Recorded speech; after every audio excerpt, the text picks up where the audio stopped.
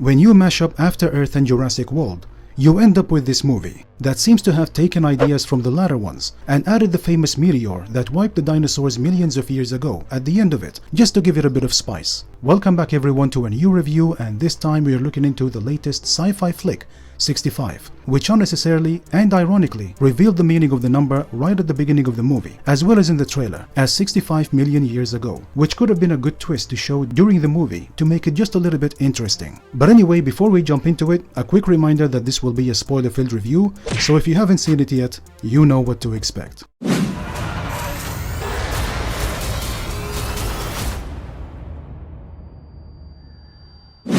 The movie starts off going too fast into everything, from the introduction of the characters to the main plot, with no explanations about anything, like the backgrounds of Miller and his family, or the details of his journey. The protagonist Miller is basically going for an expedition journey to find other habitable planets. We just see his family for about 2 minutes, and we jump straight to the ship as it is hit by a swarm of space rocks, and ends up breaking apart. I didn't even know that the ship was on its way back from the journey, until further into the movie, when Miller told Koa about it. Then after Miller decides that he has to save Koa, and they both go on their survival journey, the interactions between Miller and Koa were just off. Their conversations and how they understood each other seemed too convenient for two people who can't comprehend a single word from one another, yet somehow could fully understand what each of them was saying. Miller speaks in full sentences, but somehow Koa hears the last word and she completely knows what he means, like in the scene when he asked her to fill the can with water from a different spot near the waterfall. I kept thinking at that moment, how did she know that that's exactly what he meant? I don't want to delve too much into it, but it all seemed a bit nonsensical to me, to be honest. There was no strong chemistry between the two overall. The movie tried to produce a story of a man who has to protect a young girl, and she grows into him until he builds a strong relationship with her and becomes her father figure basically. It attempts to depict their relationship and building on it like Logan and The Last of Us, but it badly fails at that, and it eventually comes off unconvincing. Logan and The Last of Us did it much better because they allowed for the interactions to be genuine, spontaneous, and real at the same time. But this movie sometimes forces some of these interactions, like that supposedly comedic scene when Miller was chasing Koa with the bug slime and she was teasing him then. It was way off, and I didn't feel any genuine interaction or comedy or any real feelings that would make me at least root for them. And the trailer again gave away the whole plot about this movie. And the only twist in it was that Miller and his ship crashed into Earth coincidentally just a few days before the meteor that wiped the dinosaurs was about to hit the planet. I found myself rolling my eyes in a lot of the scenes there and dozing off in the other ones, especially towards the end, because halfway through the movie I was ready for it to finish.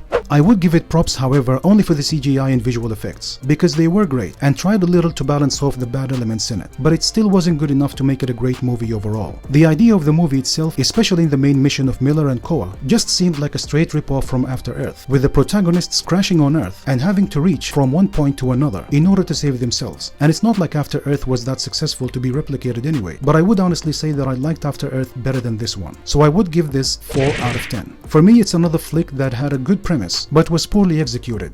In the end, let me know, what did y'all think about it? And what rating would you give it for yourself? Did you find it entertaining, or was it boring for the most part for you? Share your thoughts in the comments below, and I would very much like to read what you have to say about it. And until I see y'all in the next video, thank you very much for watching, have a splendid day, and peace out.